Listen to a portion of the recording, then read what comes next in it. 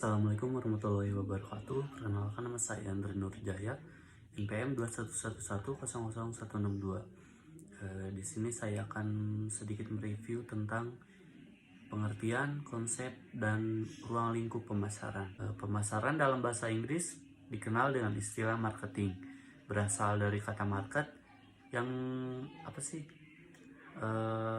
Yang berarti pasar.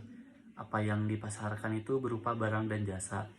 Kotter dan Armstrong mengutip bahwa pemasaran adalah proses sosial dan manajerial di mana pribadi atau organisasi memperoleh apa yang mereka butuhkan dan inginkan melalui penciptaan dan pertukaran nilai dengan yang lain.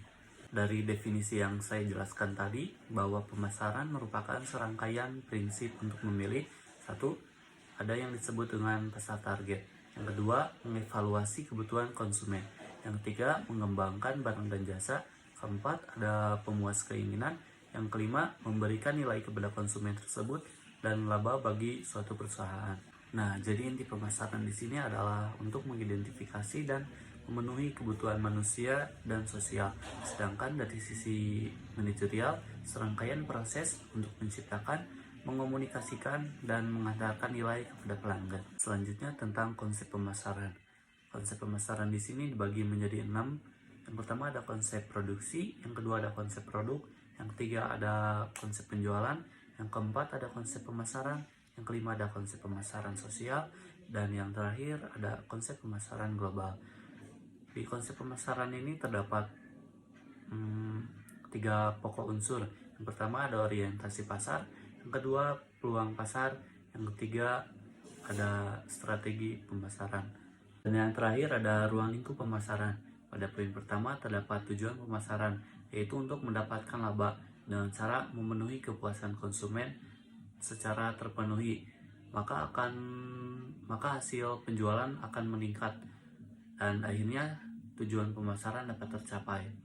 Yang kedua atau poin kedua adalah sistem pemasaran.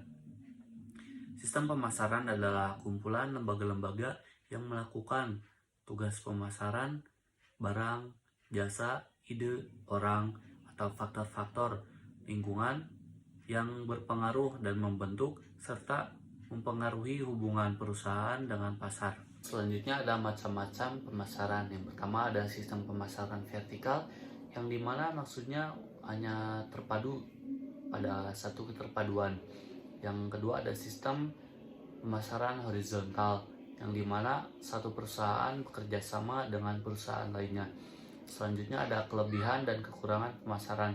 Kelebihannya yaitu tidak harus memiliki modal yang besar. Yang kedua, pemasaran yang terkoordinir. Maksudnya di sini kita tidak harus memiliki stok berlebih.